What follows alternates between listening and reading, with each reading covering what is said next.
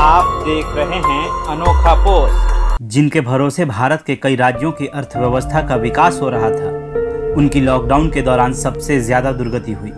जिस शहर को वो अपना समझ रहे थे, वहां मिले तिरस्कार व अपमान ने उनके सोचने की दशा और दिशा दोनों बदल दी। जब लॉकडाउन की पीड़ा को बर्दाश्त नहीं कर पाए तो वे सरकारी घोषणाओं को दरकिनार कर जीवन को दांव पर लगाकर अपने गांवों की उम्मीदों की यात्रा पर निकल पड़े।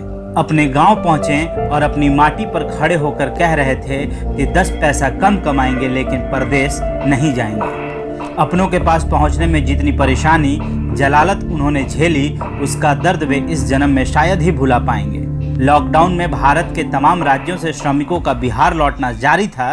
यह पलायन मजदूरों, कामगारों पर काफी भारी पड़ रहा था।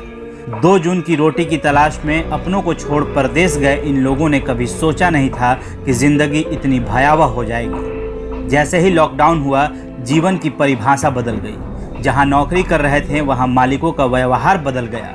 उन्होंने यूं ही मरने को छोड़ दिया, न पैसे दिए और न राशन। जो नौकरी पेशा थे या फिर रोज खाने कमाने वाले, शहर ठप हो जाने से 2 वक्त की रोटी के लिए तरस गए। जो कुछ बचा कर रखा था, राशन पानी में धीरे धीरे खत्म होने लगा। जब जीवन पर संकट मंडराने लगा तो इनके समक्ष घर वापसी का ही एक लक्ष्य रह गया।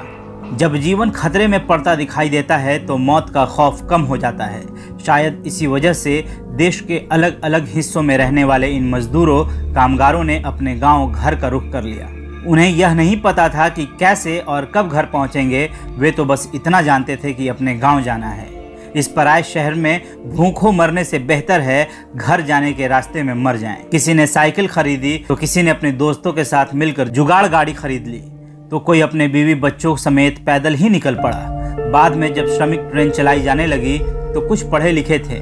उन्होंने सरकारी प्रावधानों के तहत दौड़ धूप कर ट्रेनों में जगह पा ली, लेकिन ट्रेन की सवारी के लिए की गई व्यवस्था पर उन्हें भरोसा न था, या फिर काफ़ी प्रयास के बाद भी इनके लिए नतीजा न निकला और वो सिर्फ और सिर्फ पैदल ही चलने को मजबूर हो गए। दिल्ली से तकरीबन 1200 किलोमीटर दूरी तय कर बेगूसराय के कुछ लोग अपने गांव पहुंचे और वहां जाकर उन्होंने कहा, सुकून है कि घर पहुंच गया।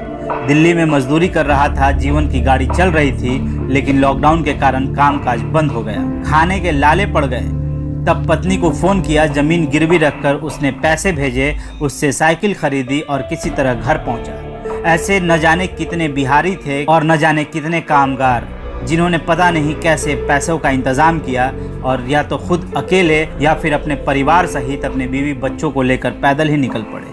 अब वो आने के बाद ये तो कह रहे थे कि भले ही 10 पैसा कम कमाऊंगा लेकिन गांव छोड़कर नहीं जाऊंगा। पर जब गांव आने के बाद भी काम नहीं मिला तो फिर से उनकी ये आशा भी टूट गई कि हम घर पर रहेंगे और अपना जुगाड़ कर लेंगे।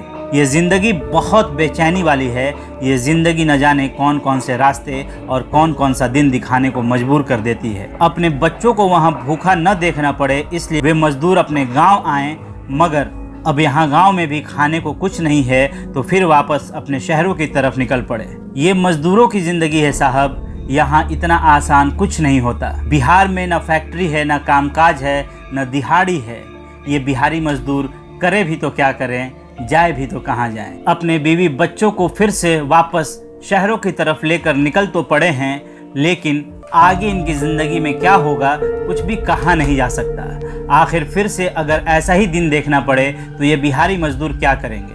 अपने राज्य में काम मिल जाता तो शायद ऐसा दिन देखना भी पड़े तो भी कहीं ना कहीं कुछ न कुछ एडजस्ट जरूर कर लेते। बिहारियों की सबसे बड़ी डिमांड यही है कि बिहार में काम मिले, बिहार में रोजगार मिले, बिहार में फैक्ट्री लगे, और इसके अलावा बिहारी मजदूर कुछ नहीं चाहते। बस वो चाहते हैं कि बिहार तरक्की करे और हमें अपने गांव में काम मिल जाए और हम भी अपने घर पे रहकर काम करें और अपने बीवी बच्चों का पेट भर लें।